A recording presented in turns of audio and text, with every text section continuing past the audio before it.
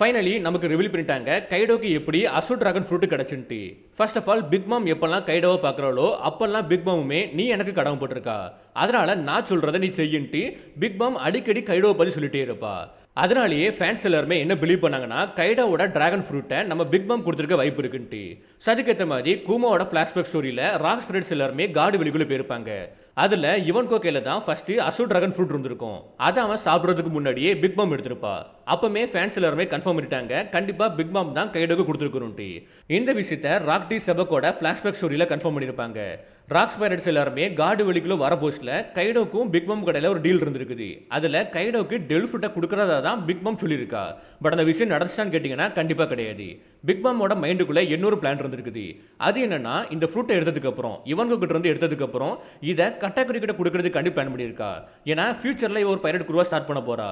அதுல இந்த ஃப்ரூட் இருக்கிறது மூலமா அவ குரூக்கு பிரம்மாண்டமான பவர் ஆட் ஆகும்னு நினைச்சிருக்கா. ஸோ அதனால கட்டாக்குடி கிட்ட கொடுக்கறதுக்காண்டி தான் பிளான் பண்ணியிருக்கா இந்த அசு டிராகன் ஃப்ரூட்டை.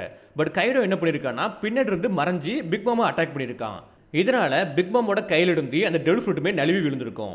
அந்த டைம் யூஸ் பண்ணி கைடோவுமே அந்த டெல் ஃப்ரூட்டை சாப்பிட்டுட்டு கிளம்பி போயிருப்பான். டக்குன்னு டிராகன் ஃபார்ம் எடுத்துட்டு அங்கிருந்து கிளம்பி போயிருப்பான். இப்படி தான் கைடோக்கு அசு டிராகன் ஃப்ரூட் கிடைச்சிருக்கும். அது என்னதான் பிக் மாம் மூலமா கிடைச்சிருந்தாலுமே பிக் மாம் இன்டென்ஷனலா கொடுத்துருக்க மாட்டா. பிக் மாம் கிட்ட இருந்து திருடிட்டு தான் கைடோ போயிருப்பான்.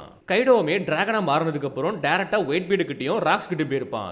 யூ டூ இங்க பாருங்க, ஃபைனலி எனக்கு பவர் கிடைச்சிட்டு நான் இதை டெஸ்ட் பண்ண ஆசைப்படுறேன்ட்டு. அப்போ ஒயிட் பீடும் ராக்ஸும் நாங்கள் உன்னை இந்த அளவுக்கு எக்ஸைட்மெண்ட்டாக பார்த்ததே கிடையாது, நீ ரொம்பவே ஹாப்பியாக இருக்க போல இருக்கேன்ட்டு.